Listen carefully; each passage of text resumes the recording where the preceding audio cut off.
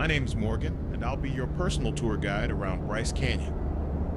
Today's weather is perfect for sightseeing. I've marked the best spots of the park on your map. I'm ready to get started whenever you are.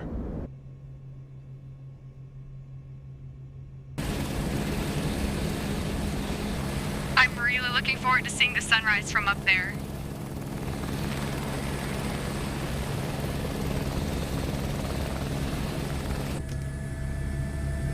Once you finish taking off, I'll guide you to the first spot of the tour.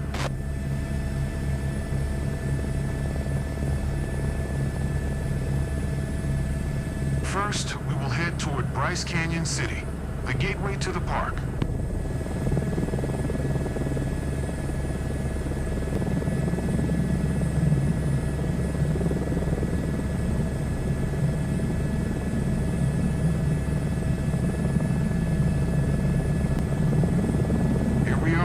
Bryce Canyon City. It was founded in 1916 when the first lodge and cabins were built to welcome travelers. Its popularity soon grew to a point where the park's ecosystem was endangered, and the area was declared a national park in 1928. The city and canyon are named after Ebenezer Bryce, a Mormon rancher who settled in the area in 1874. He reportedly described the canyon as a hell of a place to lose a cow. Honestly, that's probably the most relatable way anyone has ever described the national park. Let's now follow the scenic road toward Bryce Canyon Visitor Center.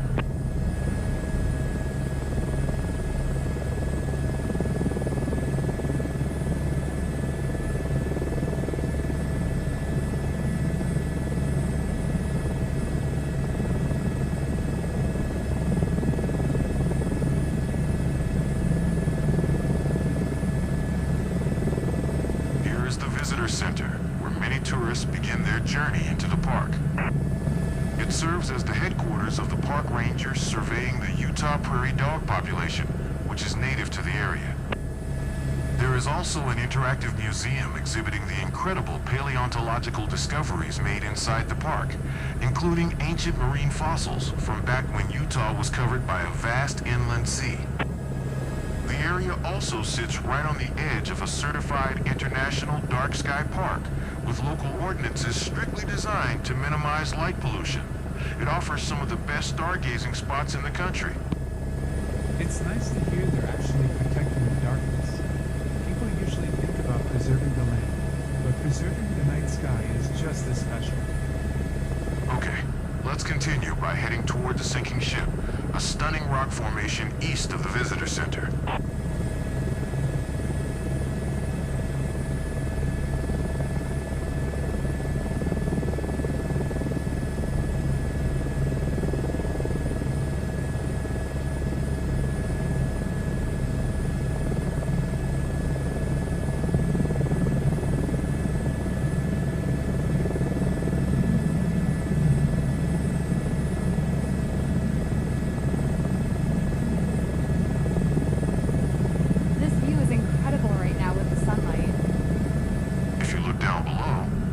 Bryce Canyon's Famous Hoodoos.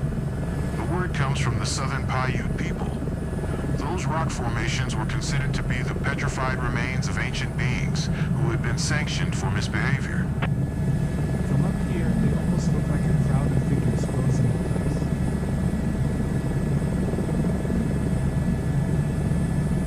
place. Just ahead is the sinking ship, a prominent mesa tilted 30 degrees. The sinking ship is a great example of the geologic forces at work in the Bryce Canyon area. It was formed through millions of years of uplift, tilting bedrock that has been eroded, exposing its layers. The sinking ship and the hoodoos are formations made of the same bedrock, a form of limestone. The different characteristics of each is due to differences in how they have been eroded. Let's continue to Sunrise Point, the perfect spot for beautiful views during this time of day.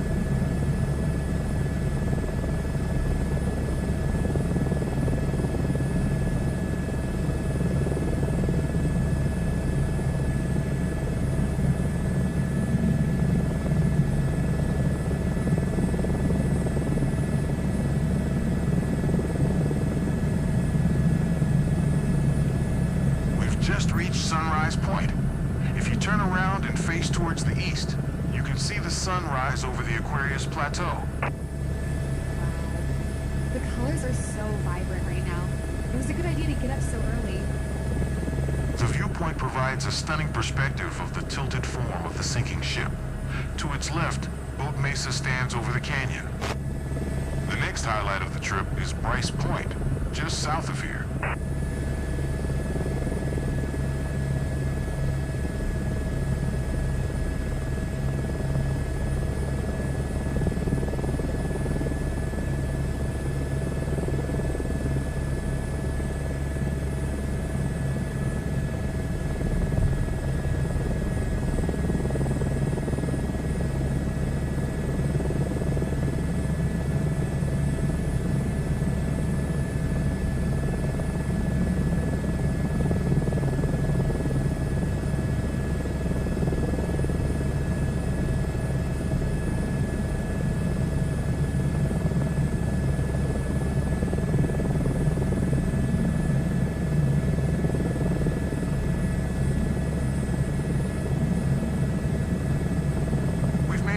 Point, the park's most famous overlook.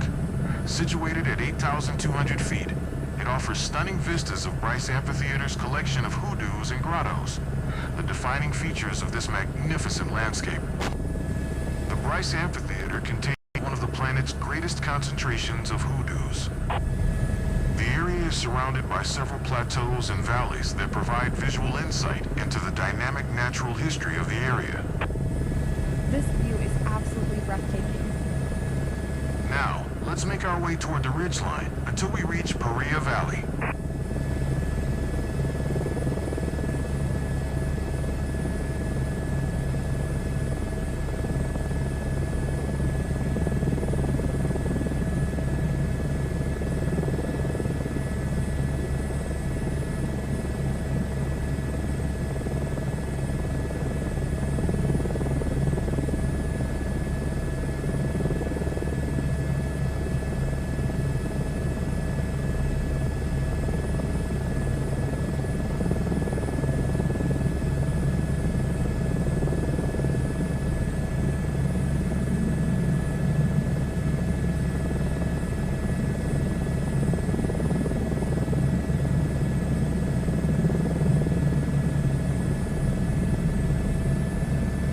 Directly ahead, framed by the canyon walls, is Paria Valley. Whoa, look at that. The overlook is named after the Paria River, which snakes through the valley far below. For most of the year, it looks like a dry, empty wash, but it is actually responsible for carrying away the eroded sediment and carving out the wider valley landscape over millennia.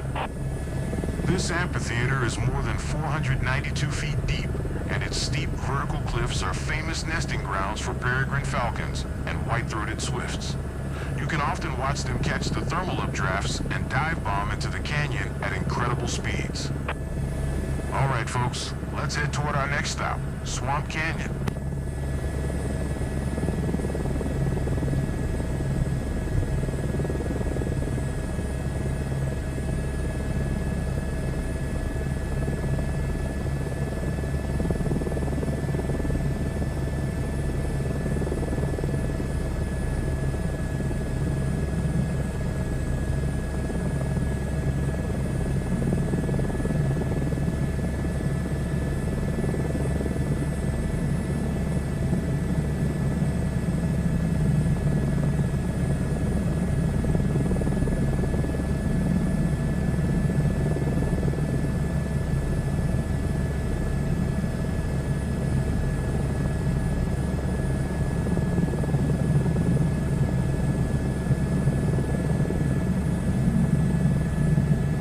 Our next stop.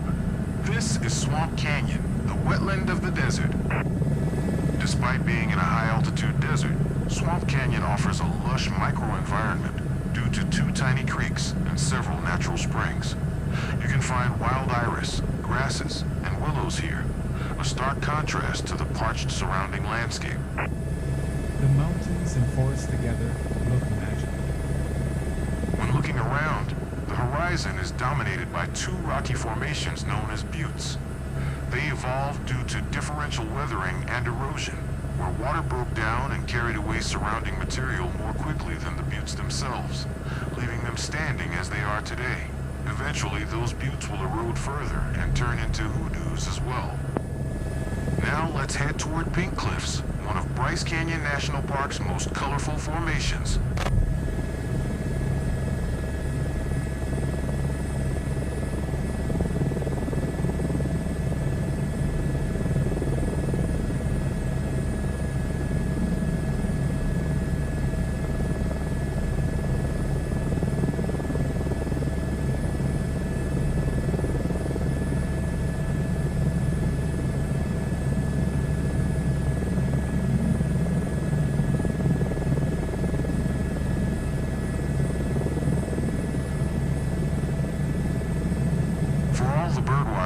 This part of the park is one of the most interesting.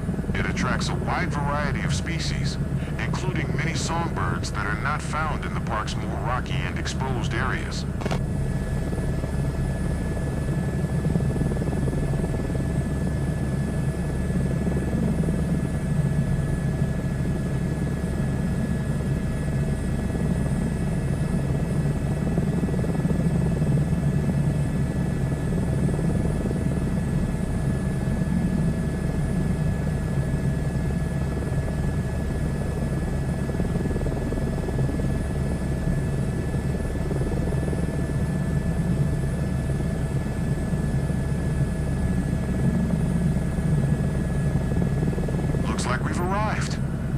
The Pink Cliffs, the topmost and youngest step in the vast geological sequence known as the Grand Staircase, which stretches 100 miles from Bryce Canyon southward to the Grand Canyon.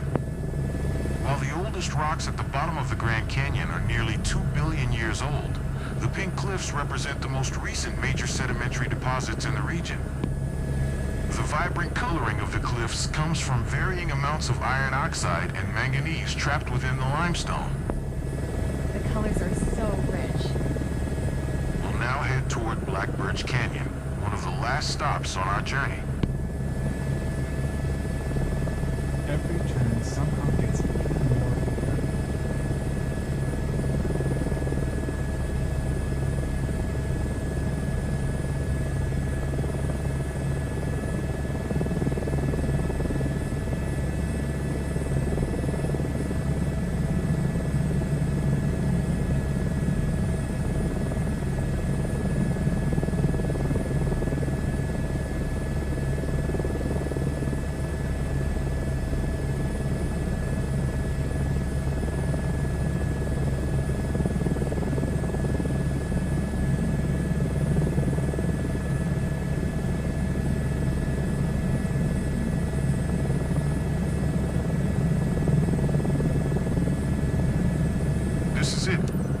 Birch Canyon is lying in front of us. I can't get over this view.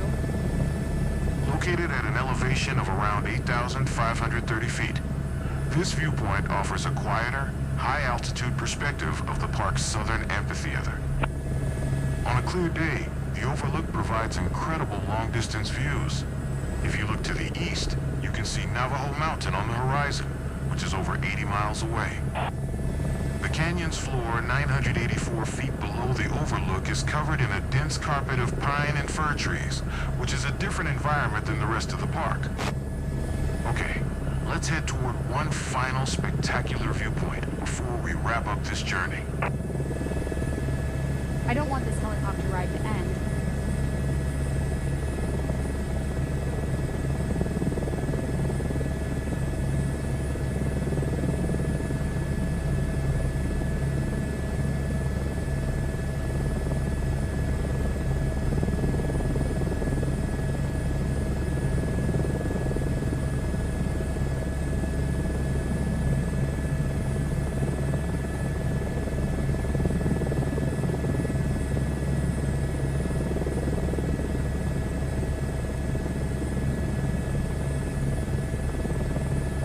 The grand finale, Rainbow Point, the highest point in Bryce Canyon National Park.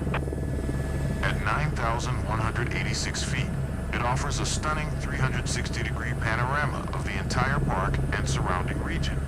The landscape descends in massive geological steps south of here toward the Grand Canyon.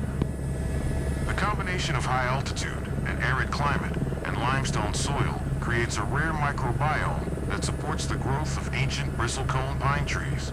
These beautiful sentinels live for thousands of years, growing extremely slowly in harsh temperatures and winds that forge them over time into gnarled, evocative forms.